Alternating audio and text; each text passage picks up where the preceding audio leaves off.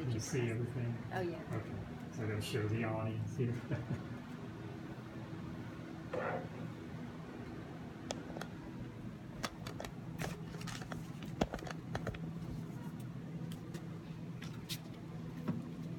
Okay, there's some events that happen in our lifetime where we know exactly where we were when we heard the news.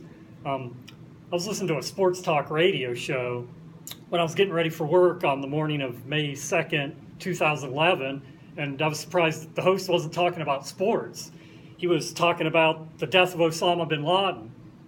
So today, I'm going to inform you about the death of Osama bin Laden and explain how the hunt for the world's most well-known terrorist finally paid off. And having watched the events of September 11th unfold, I followed this story from the beginning, the hunt for Osama bin Laden, and plus I did several hours of research on this topic. So today I will explain how Osama bin Laden was tracked and located, and I will also describe how the Navy SEALs planned and executed the raid, and finally I will describe the final moments of Osama bin Laden's life. So I would like to begin by discussing how Osama bin Laden was tracked and located.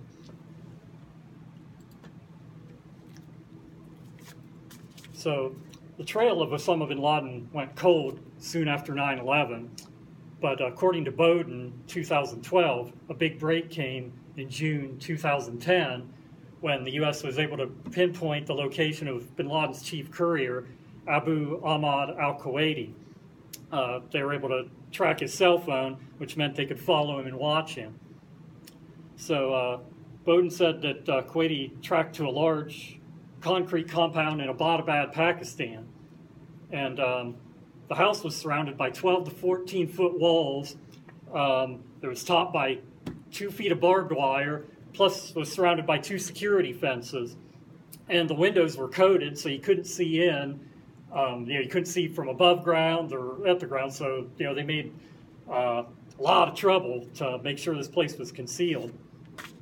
The compound also had a 3-story main house, a guest house, a few outbuildings, and was 8 times larger than the other surrounding residences in the area. The CIA determined that there was no phone or internet at the house, and the surveillance showed that Kuwaiti and his brother Abrar came and went, and they made phone calls far away, and they lied about their location to family and friends. So according to Mazzetti and others, 2011, agents discovered a third family was living on the upper 2 floors of the compound. It consisted of a man, his wives, and at least 10 children. So that led them to believe that a high-value target, possibly bin Laden, was living behind their walls. And the evidence that kind of corroborated that, the operatives observed the residents burned their trash instead of putting it out for collection like everyone else did. And also, no member of the third family ever left the grounds. The kids didn't even leave to attend school. So only one family member was seen regularly. He was a tall, thin man wearing Pakistani dress and a prayer cap, and he took daily walks around the vegetable garden. So now that we discussed how Osama bin Laden was tracked and located, we'll now talk about how the raid was planned and executed by the SEALs. So according to Bowden, once President Obama and his staff got the briefing, they had a couple choices of what to do.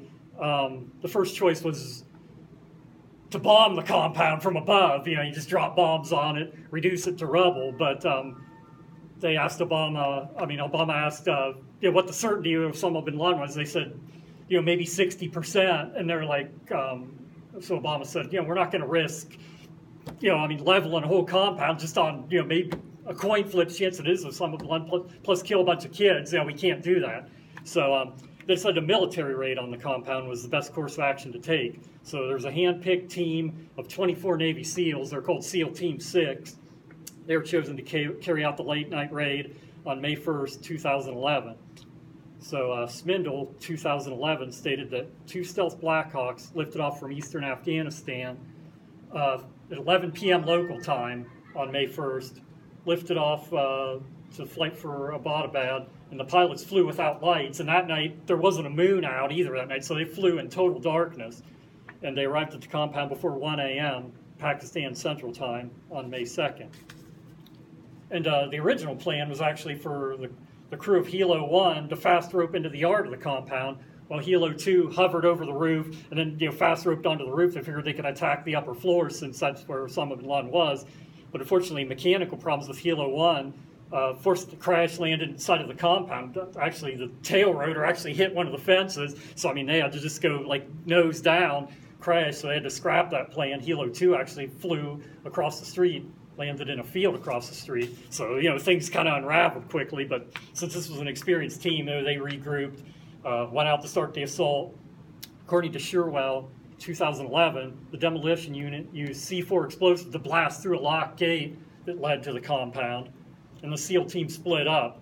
And since there was a main house and a guest house, first thing that got to the guest house, they were immediately confronted at the door by the courier, Kuwaiti. He had a weapon, so they opened fire and killed him. And the second unit went towards the main house. They were confronted by Kuwaiti's brother, Abrar, at the door. He had an AK-47, so he was shot in the chest and killed. So once the SEALs got to the main house, they cleared the first floor room by room. And to get to the second floor, there was a locked metal gate that blocked the staircase to the second floor, so they had to blast through that with explosive. They ascended the stairs. When they got to the top step, they saw Osama bin Laden's 23-year-old son, Khalid. He had an AK-47, so they shot and killed him. So now that we talked about how the raid was planned and executed by the SEALs, we'll describe the final moments of Osama bin Laden's life.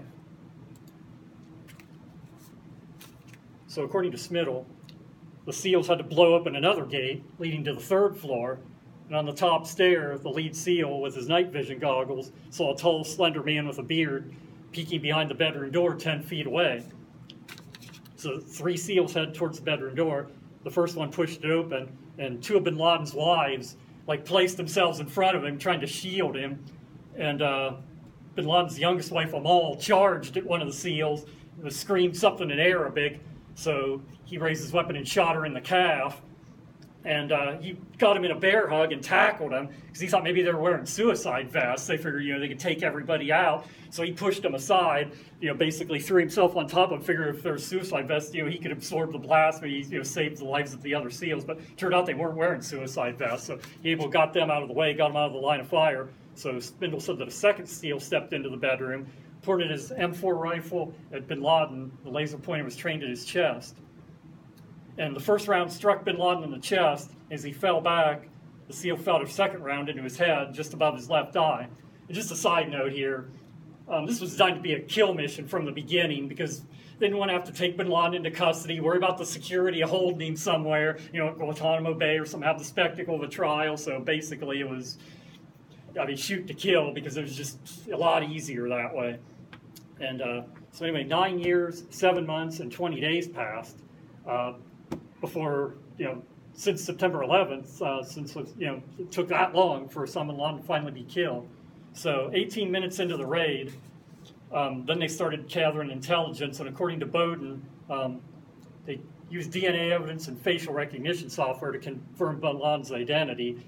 And then they flew his corpse out to an aircraft carrier and actually just tossed him overboard and buried him at sea because, they didn't want him to be a martyr and have people gathering at a gravesite. So then President Obama addressed the nation at 11:35 p.m., May 1st, 2011, to announce that Osama bin Laden was killed. So now I'll close with the following statements. We specifically talked about how Osama bin Laden was tracked, located, and planned, and how the SEALs planned and executed the raid, and also described the last minutes of Osama bin Laden's life.